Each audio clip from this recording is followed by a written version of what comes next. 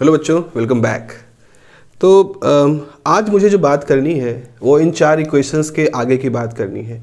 चार मूलभूत आवश्यक इक्वेशंस। जरा एक सिचुएशन सोचो आपकी एक कोई क्राइम सीन है। जस्ट फॉर इमेजिनरी एक सिचुएशन सोचिए, क्राइम सीन है जिसमें एक इंसान का कत्ल हो चुका है, मर्डर हो गया है और उसकी इन्वेस्टिगेशन करने के लिए वहाँ पर बहुत सारे लोग हैं, पुलिस वाले हैं और रिपोर्टर हैं, बहुत कुछ है, डिटेक्टिव्स भी हैं। अब सोचो ये कि वो जो आदमी मरा है उसकी जो आत्मा है, ठीक है, तो वो जो आत्मा है वो बताना चाहती है कि उसका कत्ल किसने किया। बहुत सारे हमारे धारावाहिक और फिल्मों का प्लॉट ऐसा होता है, तो हमने भी वैसा सोच सकते हो। अब वो जो आत्मा है वो क्या करती है, वो क्लू देती है, मतलब वो उन रास्तों को बताना चाहती है जिन रास्तों से आप वहाँ पर इन्वेस्टिगेट करके उस हकीकत तक पहुँच जाओ। तो वो किताबें गिरा रही है, कभी पर्दे उड़ा रही है, तरह तरह के वो काम कर रही है। लेकिन होता क्या है कि जो बहुत सारे लोग हैं उनका ध्यान उस पर नहीं जाता, उनको वो नहीं लगता कुछ हो रहा है। लेकिन हम देखते हैं कहानी में कि एक जो डिटेक्टिव होता है, जो मेन किरदार होता है, उसको सारी घटनाएं अनकोरिलेटेड नहीं लगती हैं। उसको वो गिरती हुई किताबों में वो पर्ची दिख जाती है जिसको कि दिखाना चाह रही थी उस मरे हुए व्यक्ति की आत्मा। उसको उस उड़ते हुए पर्दे के पीछे का डस्टबिन दिख जाता है जिसमें कुछ फोटोग्राफ कटे हुए पड़े होते हैं। ऐसे डिफरेंट टाइप के प्लॉट होते हैं। अब इस कहानी को सुनाने का मेरा मकसद क्या है? मकसद ये है कि this is the way how the nature is behaving. आप सोचो, नेचर में जो डिफरेंट टाइप के प्रोसेसेस हो रहे हैं, डिफरेंट टाइप के फिनोमेना हो रहे हैं, उनके पीछे कुछ नियम काम कर रहे हैं, उसके पीछे कुछ सिद्धांत जो काम कर रहे हैं। और जो फिजिसिस्ट होते हैं वो उन्हीं सिद्धांतों को समझने का काम करते हैं। तो हमने कितने समय से देख रहे हैं, हम प्रकाश के बारे में देख रहे हैं, प्रकाश देखते हैं, धूप देखते हैं, गिरती हुई चीज़ें देखते हैं, लेकिन कुछ खास तरह के प्रिपेयर माइंड होते हैं जो उन साधारण से दिखने वाली घटनाओं के पीछे का क्लू समझ जाते हैं और फिर वो उसको डिस्कवरी के फॉर्म में हमारे सामने बताते हैं। कुछ ऐसी ही कहानी मैक्सवेल की भी है। इन चार इक्वेशंस में ऐसा कुछ, अब भाई इक्वेशंस हैं, they are the good discoveries है, चाहे फैराडे की हो, चाहे एम्पियर की हो, चाहे वो गॉस की हो, सबकी बहुत अच्छी खोजें हैं। लेकिन मैक्सवेल इसमें क्या देख रहे थे? मैक्सवेल इन इक्वेशंस के अंदर कुछ अपना मैथमेटिकल एटीट्यूड इसके अंदर फिट कर रहे थे। वो इनमें कुछ समानताओं से देख रहे थे। जरा कुछ थोड़ी देर के देखो, यहाँ पर इलेक्ट्रिक फील्ड की इक्वेशन है, मैग्नेटिक फील्ड की इक्वेशन है, यहाँ भी इलेक्ट्रिक फील्ड की इक्वेशन है, मैग्नेटिक फील्ड की इक्वेशन है। तो ये वैसी ही स्थिति है कि सब कोई देख रहा है, जैसे वो सारे घटना हर कोई देख रहा है, लेकिन उसमें से डिटेक्टिव है, उसको एक गिरती हुई किताबें या उड़ते हुए पर्दे, ये सारी घटनाएं एक क्लू के रूप में दिखती है कि नेचर हमसे कुछ कहना चाहती है, नेचर हमें कुछ बताना चाहती है। तो उसके लिए एक प्रिपेयर माइंड की आवश्यकता होती है। अब जब इस चीज़ को देख रहे थे मैक्सवेल, तो उनको इसमें थोड़ी सी दिक्कत दिखनी शुरू हुई, और ख़ास तौर पे दिक्कत दिखनी शुरू हुई इस इक्वेशन में। This is called the Ampere's law. अब एम्पियर्स लॉ को मैक्सवेल ने थोड़ा ज़्यादा क्रिटिकली इसको देखना शुरू किया। बाकी के साथ तो ठीक है, इसके साथ उन्होंने कुछ ज़्यादा गहराई से अपनी बात शुरू की। और जब इसके साथ गहराई से बात शुरू करते हैं तो एम्पियर लॉ को मैक्सवेल मॉडिफाई करते हैं। हम देखेंगे कि इसके अंदर एक टर्म और जोड़ा जाता है, mu naught epsilon not delta E by delta T, इस तरह का टर्म। और इस एक्स्ट्रा टर्म को डिस्प्लेसमेंट करंट टर्म कहते हैं। हालांकि मिसनोमर है, मिसनोमर मतलब कह सकते हो कि ये सही तरीके से रखा गया नाम नहीं है। अब क्यों नहीं रखा मैक्सवेल इसका नाम सही तरीके से, उसकी हम लोग बात करेंगे थोड़ी ब्रीफ में। फिलहाल ये एक बहुत इंपॉर्टेंट टर्म था। इसी एक टर्म की वजह से इलेक्ट्रोमैग्नेटिक थ्योरी डेवलप हो पाई, हम ऐसा कह सकते हैं। मतलब इस बाकी लोगों के सामने ये इक्वेशन थी, इस एक नए टर्म को खोज करके इस इक्वेशन में रख करके फिर उसके ऊपर मैथमेटिक्स करके मैक्सवेल ने वो कारनामा कर दिया जिसकी लोग सपने देखते थे। उन्होंने इलेक्ट्रिक और मैग्नेटिक फील्ड को कंबाइन कर दिया इलेक्ट्रोमैग्नेटिक थ्योरी के फॉर्म में, और हम एक दुनिया की सबसे सक्सेसफुल थ्योरी को आज पढ़ रहे हैं, इलेक्ट्रोमैग्नेटिक थ्योरी। बहुत सारी थ्योरी, मतलब मैं व्यक्तिगत रूप से, चूंकि मेरा इसके साथ ज़्यादा जुड़ाव है रिसर्च से लेवल से लेकर के और अलग अलग एस्पेक्ट्स में, तो मैं इसको एक सबसे अच्छी थ्योरी कहता हूँ। This is my personal view. Maybe you are, मतलब लोग एग्री हो ना हो, that is different thing.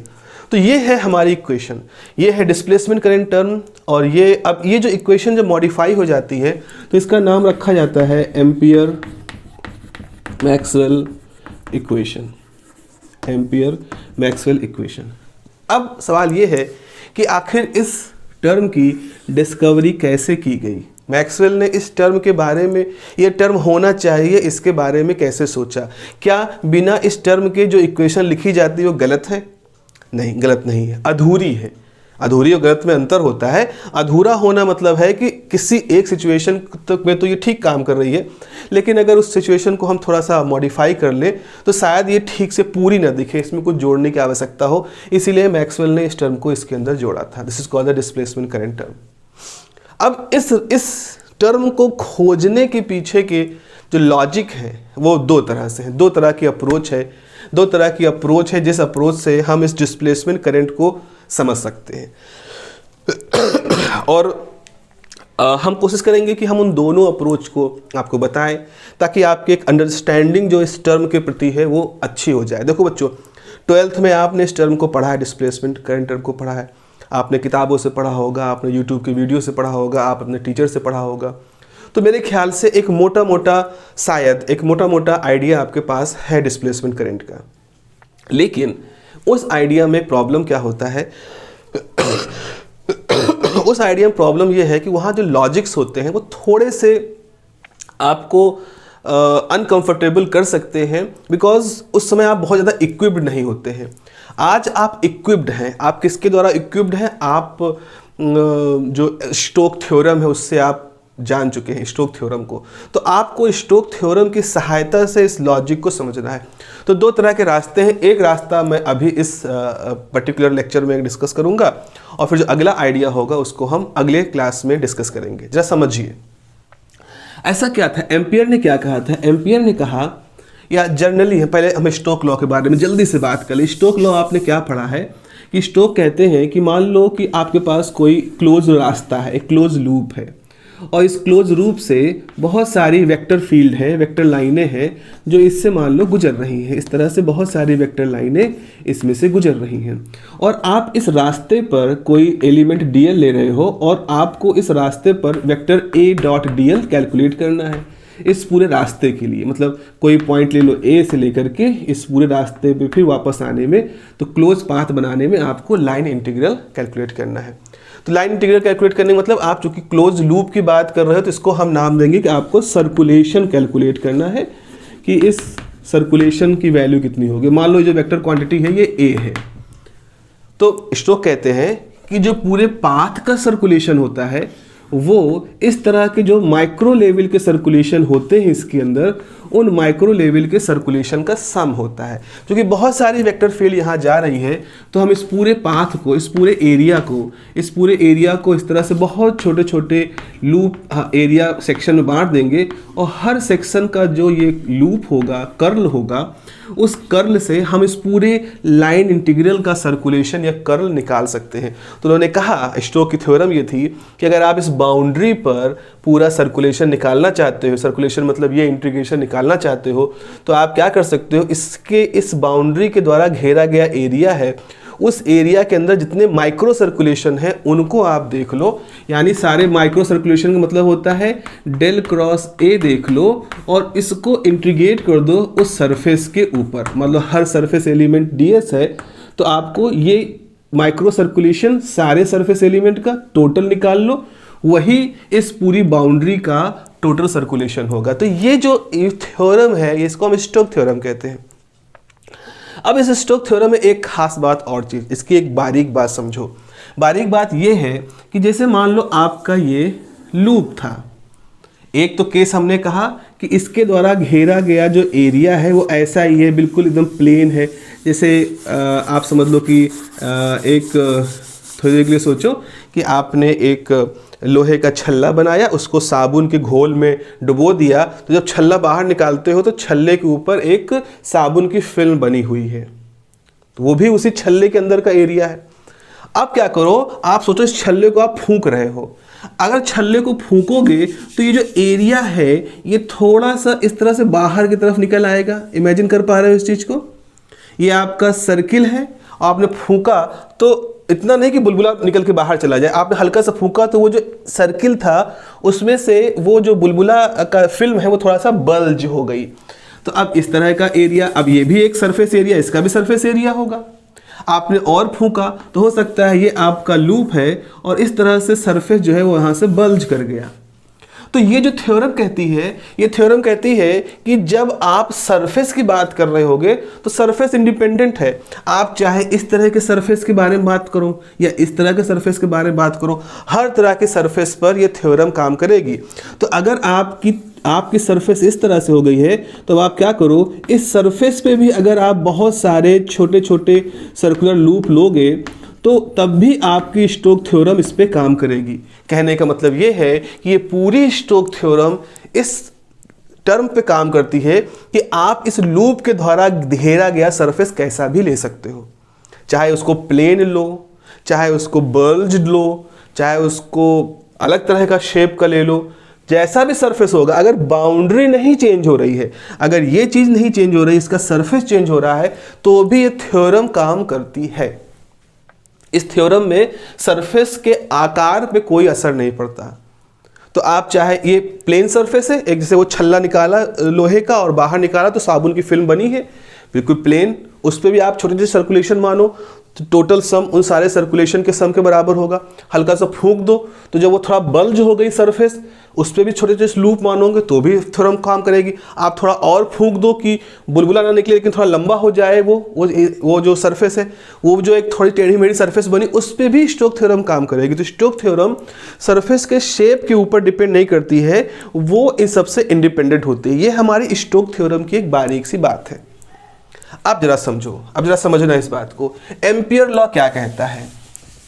Ampere law ये कहता है कि अगर आपके पास कहीं करंट है, एक तार इसमें करंट फ्लो कर रही है, ठीक है, करंट फ्लो कर रही है। अब हमने क्या किया, इस करंट फ्लो होती हुई करंट के चारों तरफ ऐसा हमने एक एम्पीरियल पाथ मान लिया।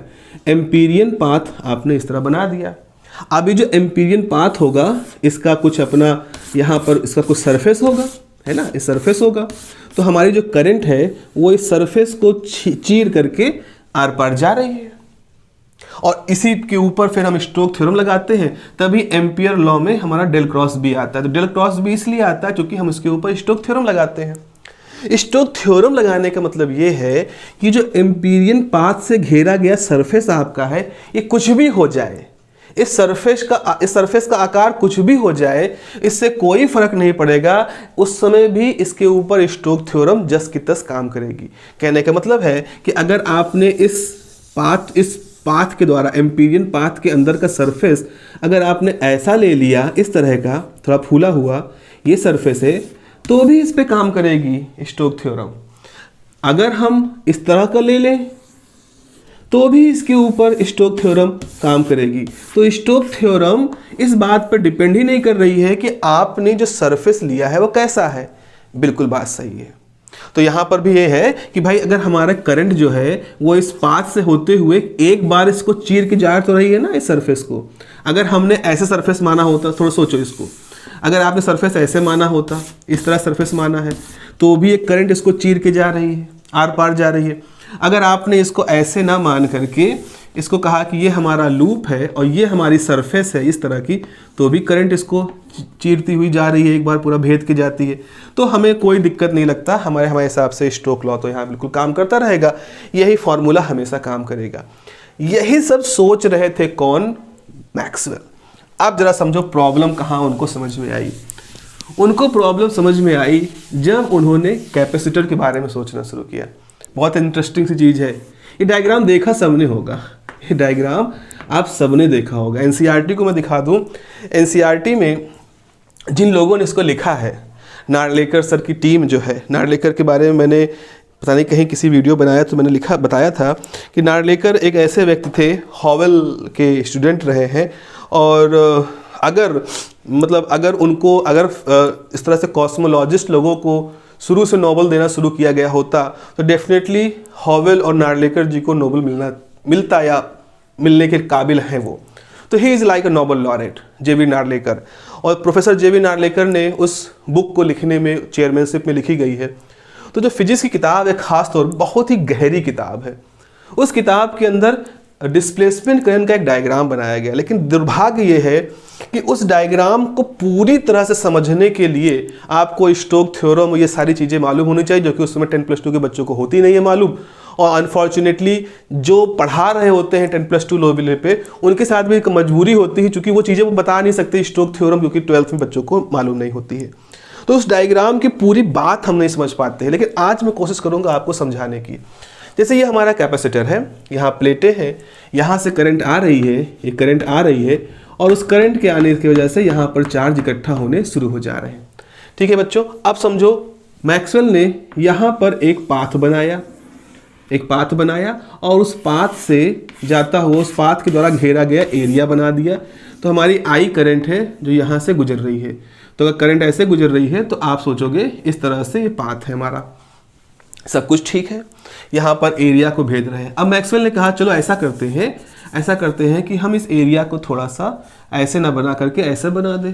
ठीक है, आप अपना एरिया ऐसे बना दोगे तो भी कोई दिक्कत नहीं, ये वाला एरिया छोड़ करके आपने ऐसे बना दिया ये वाला एरिया, तो भी करंट इससे गुजर रही है। लेकिन उन्होंने आगे सोचा कि क्या होगा तब जब हमारा एरिया ऐसा बन जाए। बस जैसे बनाया, अब इसको थोड़ा सा मैं ठीक से बना दूं। उन्होंने कहा ये हमारा करंट है और ये हम एरिया ऐसे अगर बना दें, ये हमारा लूप है, तो समस्या ही समस्या शुरू। क्यों समस्या शुरू? अब हमने ये सरफेस बनाया है, हमने जो बनाया है, ये तो है हमारा एम्पीरियन पाथ, ये तो हमारा एम्पियर के द्वारा बताया गया पाथ है जो कि इस करंट के चारों तरफ घेरे हैं। एक सरफेस तो हमने ये बना दिया, इसको मतलब समझ लो उन्होंने बुलबुले को फूंका और बुलबुला ऐसे बन गया, तो उसने इस प्लेट को कवर कर लिया। और एक हम सरफेस इसको बना सकते हैं, थोड़ी देर के लिए मान लें ये भी एक सरफेस है। हालांकि जब बुलबुले फुलाते हैं तो वही फूल के हो जाती है, पर हम थोड़ा सा इमेजिनरी अपने आप को बढ़ाएं, ये भी एक सरफेस है और ये भी एक सरफेस है और ये एक ही पाथ का पूरा हिस्सा है। दिक्कत क्या है? दिक्कत ये है कि ये वाली जो सरफेस है, ये वाली, इससे तो करंट जा रही है, लेकिन ये वाली जो सरफेस है इसको कोई भी करंट पार नहीं कर रही है।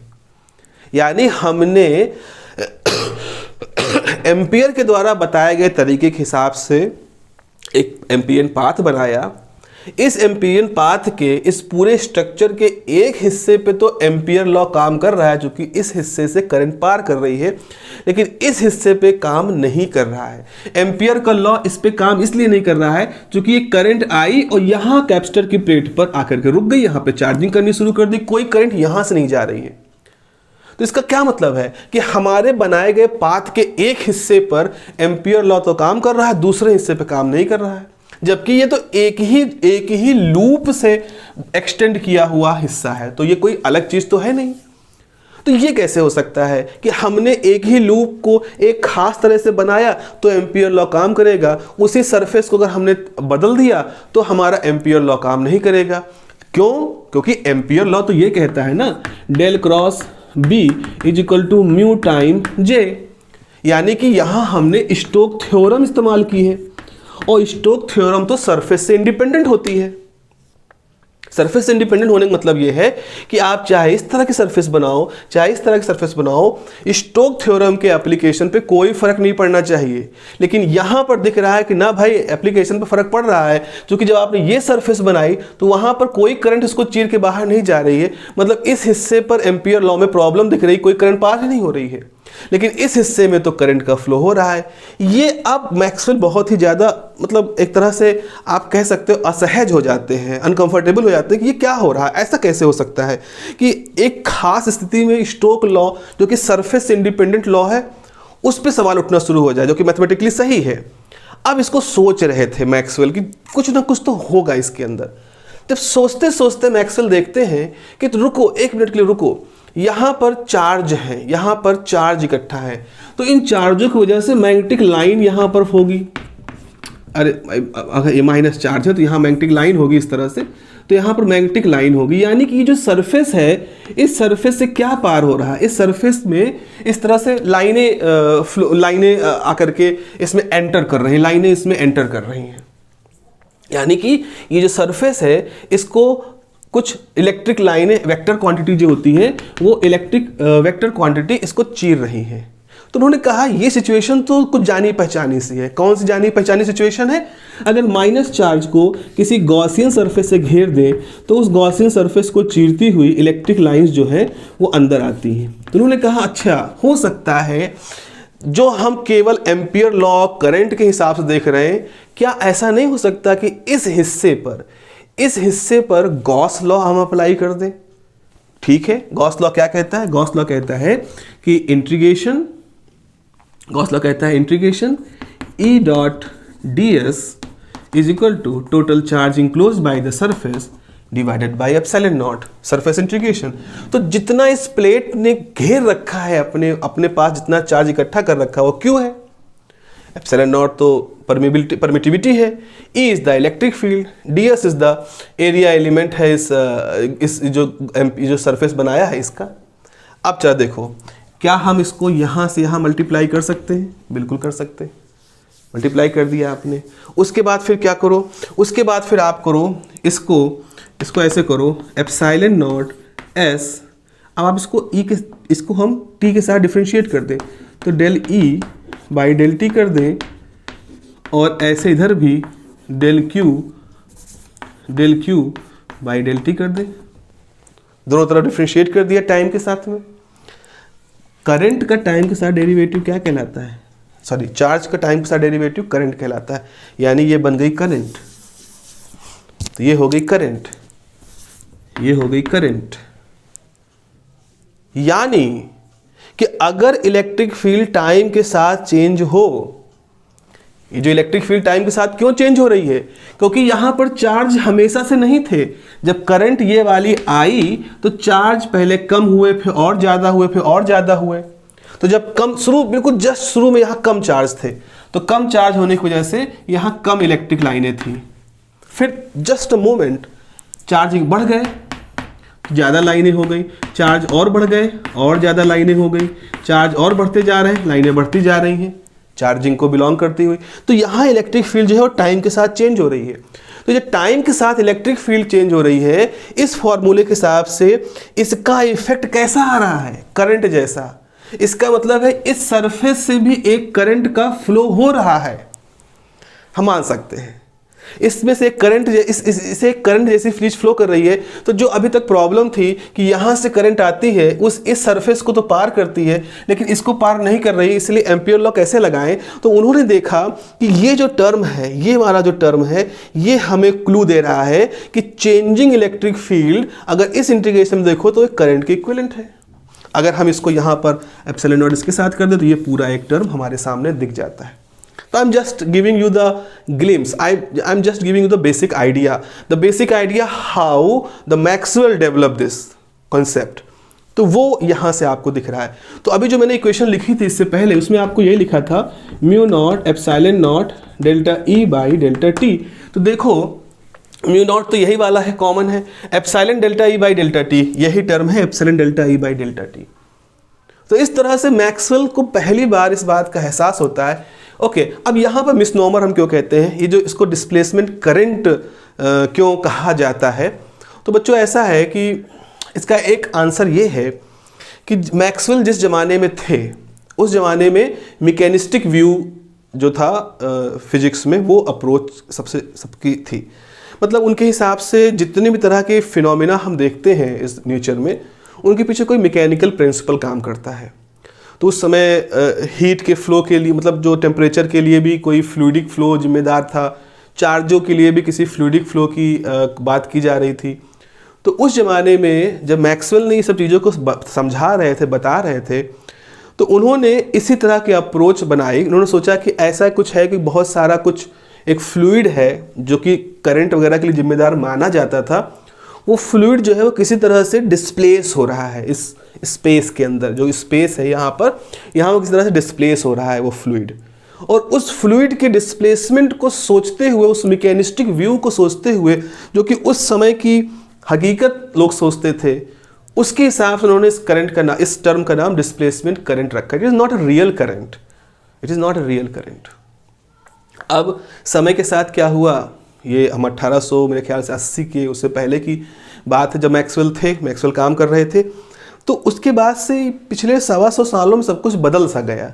हमारा मैकेनिस्टिक व्यू ख़त्म हो गया, हमने हीट को कॉन्सेप्ट को जब अडॉप्ट किया तो हमने उस कैलोरिक थ्योरी को डंप कर दिया, फिर हमने जब रिलेटिविटी डेवलप की तो हमने ईथर की थ्योरी को डंप कर दिया। तो धीरे धीरे हमारा जो व्यू था वो मैकेनिस्टिक व्यू से चेंज हो गया। Now we have adopted the quantum view of the system, natural system. तो धीरे धीरे क्या हुआ, वो सारी विचारधाराएं, वो सारी किताबें जिनमें उस मैकेनिस्टिक व्यू की सिफारिश की गई थी, उसकी वकालत की गई थी, वो सब आउटडेटेड हो गई तो हमसे वो दूर हो गई। तो आज की डेट में कहीं हम कोई किताब, आप किसी पुरानी लाइब्रेरी में जाके कोई 200-150 साल पुरानी किताब ढूंढें फिजिक्स में, तो वहाँ उसका जिक्र मिल जाए तो मिल जाए, पर आज की डेट में इसका कोई जिक्र नहीं करता। लेकिन अब अनफॉर्चुनेट कहो या जो भी कहो, वो नाम अभी तक हमारे साथ चिपका रह गया है। अभी भी हम उस टर्म को डिस्प्लेसमेंट करंट कहते हैं, जो कि मैक्सवेल ने सजेस्ट किया था अपनी विचारधारा के हिसाब से। वैसा ही जैसे हम लोग किसी ज़माने में उस रास्ते से जहांगीर गए थे, या उस रास्ते से जहांगीर जाते थे, या उस रास्ते से महाराज जहाँ पनाह अकबर जाते थे, तो शायद हमने उस रोड को अकबर रोड कर दिया, उस रोड को जहांगीर रोड कर दिया, ऐसा कुछ कर दिया। शायद वो हिस्टोरिकली हम उनको समझाना जो भी रहा हो, लेकिन समय के साथ साथ अब तो नहीं है ना, अब तो कोई मुगल वंश का व्यक्ति नहीं है जो वहाँ से जाता है, आता है, या उस तरह की चीज़ों को वहाँ परफॉर्म कर रहा है। तो लेकिन उन सड़कों का नाम आज भी वैसा रखा है, बहुत सारी जगह है ना हमारे पास आज भी है इस तरह से। तो ऐसा ही कुछ है जो बचा रह गया है। तो डिस्प्लेसमेंट करंट टर्म आज भी बचा रह गया है। सबसे अनफॉर्चुनेट क्या होता है ना, कि जब लोग इसको समझाने का प्रयास करना शुरू कर देते हैं, डिस्प्लेसमेंट वर्ड को यूज करके, सुन करके, वो उस डिस्प्लेसमेंट से कुछ और डिस्प्लेसमेंट सोच करके वो उसको समझाने का प्रयास करना शुरू कर देते हैं कि देखो ये है डिस्प्लेसमेंट, ये डिस्प्लेसमेंट हो रहा है। कभी वो चार्जिंग के दौरान इलेक्ट्रिक लाइनों के कम ज़्यादा होने को, आपको मालूम है जब चार्ज ज़्यादा होंगे तो लाइन ऑफ डेंसिटी ज़्यादा होगी, जब चार्ज कम होंगे तो इलेक्ट्रॉन, ये जो इलेक्ट्रिक फील्ड की डेंसिटी, इलेक्ट्रॉन नहीं, इलेक्ट्रिक फील्ड की डेंसिटी कम होगी। तो कई लोग ये भी लॉजिक देते हैं कि जब चार्ज भर जाते हैं तो यहाँ इलेक्ट्रिक फील्ड डेंस हो जाती है, तो और फिर जब चार्ज खत्म हो जाता है तो इलेक्ट्रिक फील्ड दूर हो जाती है। देखो इलेक्ट्रिक लाइन डिस्प्लेस हो रही है, इसलिए डिस्प्लेसमेंट करंट। ये भी कुछ लोग कहते हैं। कुछ लोग कहते हैं अगर यहाँ हम डाइलेक्ट्रिक भर दें तो डाइलेक्ट्रिक, जैसे डाइलेक्ट्रिक मटेरियल भरोगे तो वो डाइलेक्ट्रिक के जो मॉलिक्यूल हैं जो पोलर हो जाते हैं, पोलराइज हो जाते हैं, तो डाइलेक्ट्रिक पोलराइजेशन होता है, तो सारे मॉलिक्यूल अपने आप को पोलराइज करने के लिए डिस्प्लेस करते हैं, और जैसे डिस्प्लेसमेंट करते हैं तो डिस्प्लेसमेंट करंट बन जाती है। ये अनफॉर्चुनेट है कि जो इसका मूल कारण है, एक तो वैसे दुर्भाग्य है कि हम एक पुराने नाम को लिए चल रहे हैं, दूसरा दुर्भाग्य ये हो जाता है कि उस पुराने नाम को जस्टिफाई करने के लिए हम कुछ तर्क कुतर करना शुरू कर देते हैं, और हम ये जस्टिफाई कर देते हैं ये सब करके। आप किताबों में भी इसको देखो, आप वीडियो में भी देखो, समहाउ हमें जस्टिफाई कर ले जाते हैं कि this is a real current because this displacement current, this kind of displacement responsible for this. तो यही तो आपको सीखना है। आप जैसे जैसे बढ़ते जाओ, अगली क्लासेस में बढ़ते जाओगे, तो आपको यही कॉन्सेप्ट और मिसकॉन्सेप्ट के बीच में आपको एक झगड़ा रहेगा, उससे आपको करना है। अच्छा ये पढ़ा था, इसका ये व्यू है, ये इसके पीछे ये कारण है। You have to understand this thing. So it's a very common, it's not कोई ऐसा नहीं कोई बहुत फ्रॉड जैसा है, it's a very common thing. और फिजिक्स और साइंस में तो हम हमेशा रोज दर रोज कुछ ना कुछ चीज़ों को नए तरीके से अडॉप्ट करते हैं और पुरानी चीज़ों को हम उसको डंप करते हैं। तो ये एक बेसिक लॉजिक था आज की क्लास का। जो मेरा मोटो था वो ये था कि आपको ये एक बेसिक लॉजिक आपको पहुंचाएं जो कि काफ़ी हद तक उस अप्रोच के करीब है जिस अप्रोच से हमारे जो मैक्सवेल साहब हैं वो इस कॉन्सेप्ट तक पहुंचे थे। अब मैं अगला जो क्लास दूंगा उसमें हम वो मैथमेटिकल अप्रोच दिखाएंगे आपको, मतलब डिफरेंशियल करेंगे, उसका कर लेंगे, डाइवर्जेंस लेंगे, वो अप्रोच जिसको कि आप एग्ज़ाम में लिखोगे। अगर आपसे पूछा जाएगा कि why Maxwell modified the Ampere law, जो बिना इस टर्म के एम्पियर लॉ था, इसमें इस टर्म को क्यों मॉडिफाई किया, तो उसका आंसर आप क्या लिखोगे। उसके आंसर को लिखने के लिए फिर हम आपको कुछ डेरिवेशन कराएंगे। उस डेरिवेशन के थ्रू भी आप ये निकालोगे कि एक एक्स्ट्रा टर्म आएगा जो कि de/dt पे प्रोपोर्शनल होगा। तो वो तो हो गई मैथमेटिक्स में लिखने की बात, सवाल को हल करने की बात, एग्जाम में प्रोड्यूस करने की बात। But you need to understand, you need to develop the understanding about the subject. You need to understand the logic behind how a scientist think, how a scientist attack a problem. That is more important and that is a sign of prepare mind, जो कि मैंने शुरू में कहा था। तो clue दे रही है, ये जो मैथमेटिक्स है ना, ये नेचर के क्लू हैं जिनके थ्रू वो क्लू देती है कि देखो भाई इसको जरा ठीक समझो तो मैं तुमको एक नई चीज़ बताऊंगी। अब जो उसको देख लेता है वही न्यूटन होता है, वही मैक्सवेल होता है, वही आइंस्टीन होता है, वही फाइनमैन होता है, वही हॉकिंग होते हैं। तो जो स्टीफन हॉकिंग, पेनरोज, ये जो वैज्ञानिक देखते हो, ये क्या है? ये प्रिपेयर माइंड है, ये सजग दिमाग है, जिन्होंने किसी तरह से प्रैक्टिस करके अपने दिमाग की जो सजगता है उसको बनाए रखा है, सवाल पूछ के किसी भी तरह से। और जो लोग नहीं समझ पा रहे हैं उन्हीं क्लू को, क्योंकि उनके दिमाग में वो सजगता, वो जो अलर्टनेस होती है वो कम हो चुकी है। तो you have to be a person with very alert mind, try to be alert minded person. ठीक है बच्चों, फिर अगली क्लास में हम लोग डिस्कस करेंगे इसकी मैथमेटिकल थ्योरी। तो चलिए मिलते हैं अगली क्लास में। Take care, have a nice day, bye bye.